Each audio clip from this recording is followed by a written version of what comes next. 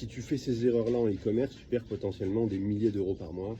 Et trop peu de gens y pensent, mais en fait, première erreur qui est plus ou moins grave, c'est de mettre trop d'étapes dans le parcours client. Si le client a la possibilité d'ajouter au panier, ensuite il doit cliquer sur le panier, ensuite il doit valider le panier, ensuite il va passer au checkout. Le checkout est en plusieurs pages, c'est trop long.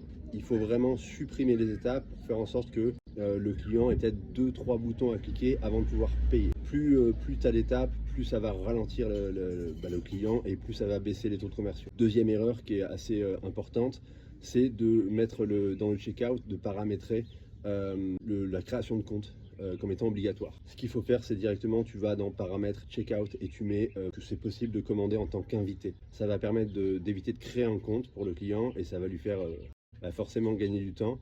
Et en général, les gens n'ont pas envie de créer des comptes. Donc, si tu laisses cette fonctionnalité qui est par défaut sur Shopify, tu vas forcément perdre des ventes et c'est très très dommage. Troisième erreur que tu peux faire en e-commerce et qui est assez basique, mais pareil, c'est une mauvaise chose, c'est de ne pas acheter de nom de domaine. Et je vois beaucoup de gens qui se lancent en e-commerce et qui sont toujours avec un site en .myshopify.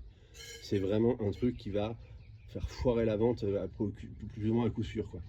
Donc, il faut vraiment acheter un nom de domaine personnalisé et pouvoir vendre comme ça sur votre site, que le client ait plus confiance en vous.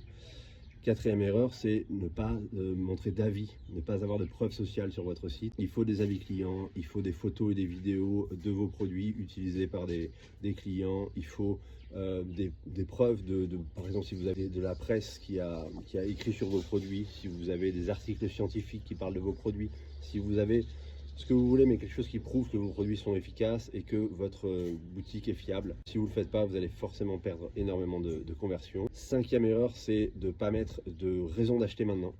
Il faut mettre de l'urgence. Donc, pourquoi le client achèterait chez vous? Pourquoi maintenant? Il faut vraiment, alors que ce soit vrai, que ce soit de la vraie urgence, pas mettre plus que 2 exemplaires si vous avez 6000 exemplaires en stock, mais vous pouvez mettre stock limité, vous pouvez mettre une offre marketing qui se termine dans quelques jours, etc. pour essayer de créer de l'urgence et de donner envie aux clients de passer à l'action maintenant.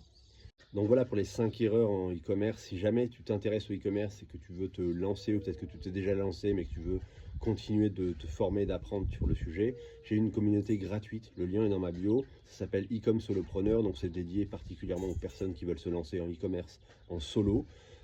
C'est particulièrement adapté aux personnes qui ont une énergie peut-être un peu plus faible, qui sont potentiellement neuroatypiques, qui n'ont pas envie ou qui ne se retrouvent pas dans le salariat classique et qui veulent lancer une activité peut-être en parallèle, peut-être comme activité principale dans l'e-commerce. Donc le lien est dans la bio. Je te dis à tout de suite de l'autre côté. Ciao.